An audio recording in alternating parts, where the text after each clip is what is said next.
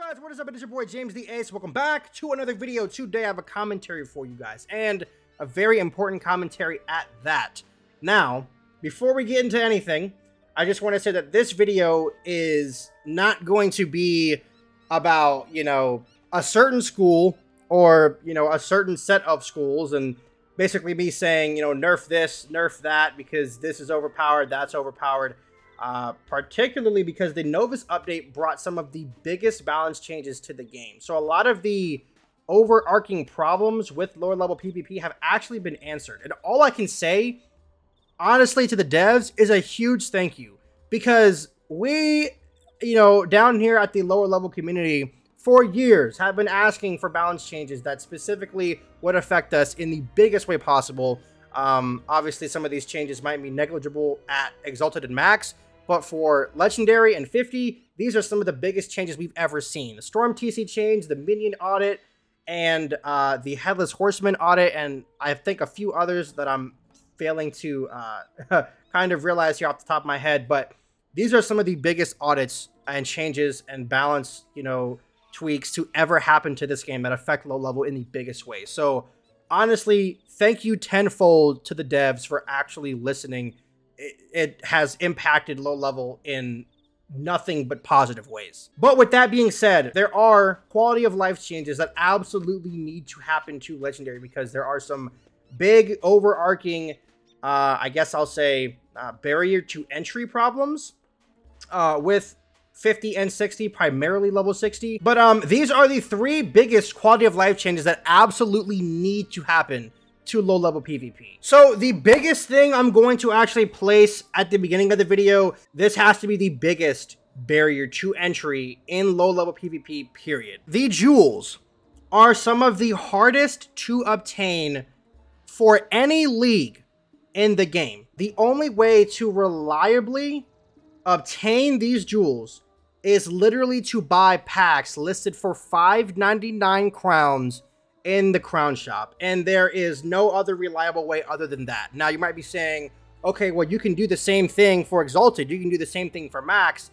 Those packs drop 6% Pierce Jewels. Yes, but nobody does that. They all go and farm the Thieves' Den, which is the most, well-known, notorious place for dropping a lot of Pierce Jewels. Literally, like every other fight, you're getting either a good jewel or some kind of Pierce Jewel that you can use for PvP.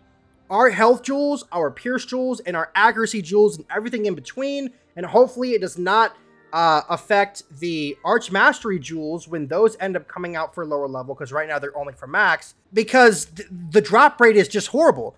I've had to open packs for literally, since the dawn of like level 60, right? We've all had to open packs. The only place you can actually farm for these is in Zafaria, and the drop rate is abysmal. Now, I do want to say that the devs do know about this, or at least I have told a particular dev, and that dev did say that he would bring it up with the rest of them. So I do want to say that they do know about this. They are aware of this problem. And hopefully we see, something come to fruit in the future that definitely increases these drop rates, because at 50 and 60, we do not have a Thieves' Den. There is no dungeon in the game that we can go to and farm, reliably for these jewels. It almost always results in a situation where we either get lucky questing through multiple characters, through worlds, and end up getting like 1 or 2 Pierce Jewels. But for the rest of them, 100% of the time, you're always opening your wallet and spending money on Pierce Jewels. And that is definitely, it just has to be the biggest barrier to entry for people that do not want to spend money on Pierce Jewels. And it's not even guaranteed that you can spend $20 on these packs and get 3. So again, definitely hoping we see an update in the future drastically increasing the drop rates for 1%, 2%, 3%, the accuracy jewels and the health jewels are required for PvP in the lower level leagues. All right, next up we have the gear. So if you aren't aware, 60 is pretty much the only league that never saw a gear audit or like a gear revisement, right? 50 got all new Malastare gear, 100 got all new Chrysalis gear, and then, before Novus came out, level 150s were using the revamped or revised Lemuria gear. And all of those leagues or worlds got packs that dropped the gear. And those actually had like really good drop rates, surprisingly. But 60 never saw that because 60 was only added last minute due to an outcry from the community. So we definitely need an audit for our gear. There are some ridiculous amounts of damage. Say, you know, point in case, the Uniform of the Condemned, which comes from the House of Scales, which is the offensive set of level 60 gear. The defensive gear is going to come from the Waterworks dungeon, and those pieces of gear are going to be like the Hangman's Hood from the Waterworks dungeon. So obviously, I have on the House of Scales hat, and I'm showing you the Hangman's Hood from the Waterworks dungeon. As you can see, they both give the same amount of damage, which is one of, you know, I was going to mention some of this gear has small inconsistencies. You know, hats giving the same amount of damage. Obviously, you can't look at the crit because that's disabled. You're getting less power pip, a little more health, which is, you know, negligible. And then you're getting like a minuscule less amount of resist. So overall, the Hangman's Hood in this case is going to be just better because you're getting the same amount of damage. And honestly, I wouldn't even mind the House of Scales pieces getting a little bit of Pierce. Not too much Pierce, right? But honestly, I could see like 2 Pierce, 3 Pierce showing up on the you know, new revised House of Scales Storm Robe. And maybe like 1 or 2 Pierce on the Storm Hat. And maybe the same for other, you know, offensive schools if Squad Identity does. I think Myth is one of these schools that is supposed to have like high Pierce. I could definitely see Storm and Myth having like, you know, Pierce on their new House of Scales gear. But definitely change the legacy gear when you are going through and revising this. And I'm pretty sure 60 at some point is going to be due, hopefully sooner than later. But yeah, 25 damage on a level 60 robe for death. Definitely kind of crazy, right? 23 and 25, 23 damage on the Waterworks robe and 25 on the House of Scales.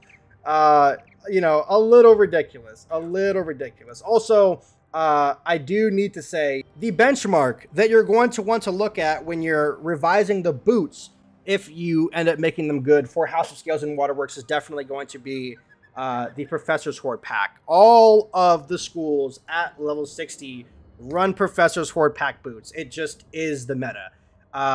And if you're not using this as a benchmark, nothing you transform the boots into for either dungeons is going to beat this. So you have to use this as a benchmark. On top of that, the 2 biggest things that I absolutely have to say before moving on. One is that the House of Scales dungeon has a high notoriety level at the moment for having an obscenely low drop rate for its gear. So if you do end up revamping the House of Scales gear, please, number 1, audit the legacy gear. Don't allow people to keep the old legacy gear and, you know, still farm for the new pieces of gear, because the old legacy gear, I guarantee you, in its unbalanced state, is going to just outshine a lot of the new pieces of gear. Please buff the drop rate of the new pieces of gear.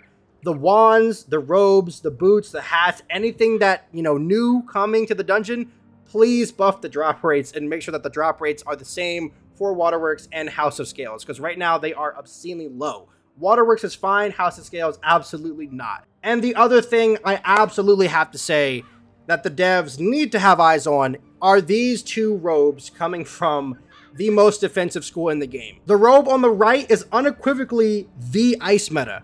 Every ice in PvP is running this robe. And if you nerf the robe on the right, people will crutch to the robe on the left.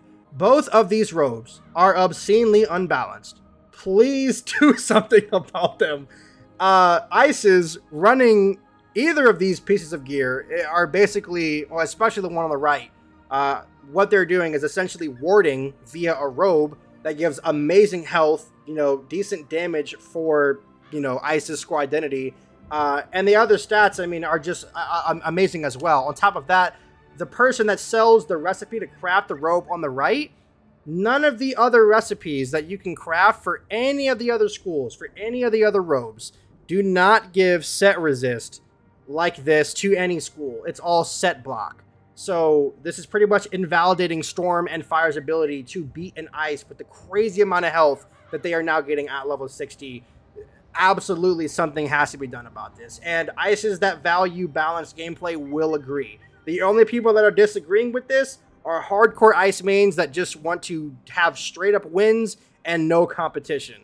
These robes are absolutely unbalanced. All right, and last but not least, the third huge quality of life change that needs to happen to low level. As you plunge the gem into the fire, it gains a fiery red hue. Bro, did I just complete a quest? I didn't know I had. All right, anyways. The third and final thing that needs to happen to low level, or 60 in particular, is that we need PvP craftable gear. And the big things on the list that need to come for level 60 are absolutely going to be the Professor's Horde Pack boots. Because obviously these are crowns. I can't imagine that the revised pieces of House of Scales or Waterworks, you know, would eventually or end up outshining these because they are crowns. But if they do, great. If not, then these are still going to be the hot item to get for the meta.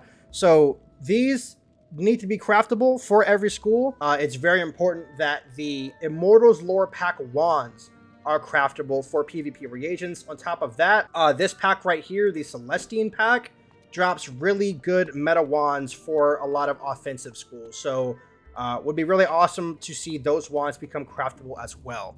But that is pretty much it as far as quality of life updates. Like, I'm talking big updates that absolutely need to happen because, I mean, you know, 60 kind of got added late. A lot of things were missed for our league. These three things, like, if they were to happen, I don't think you could complain about level 60 PvP ever again. Like, I'm that confident, right? Just because we don't have Shadow Pips, we don't have Critical, like, it is literally luck of the draw and your ability to build a deck. But anyways, that's going to be it for me today. Please let me know what you guys think about my quality of life changes. Some of them big, some of them small, in the comment section below. And please, if you have anything to add, let me know about that as well in the comment section below. And I don't know if I've already said this, but please drop a like if you guys have agreed with anything that I've said in this video, because the more positive attention this video receives and the more people that agree with these quality of life changes, obviously, right, the more the devs will feel inclined to actually add these things into the game. And I think these would be tremendous for low-level PvP, which is killing it right now in, you know, being balanced, having the least RNG pretty much in the entire game, which is completely unheard of. So thank you for watching. If you've made it this far, drop a like, subscribe if you are new. More content on the way very, very soon. And of course, I'll catch you guys in the next one. Peace!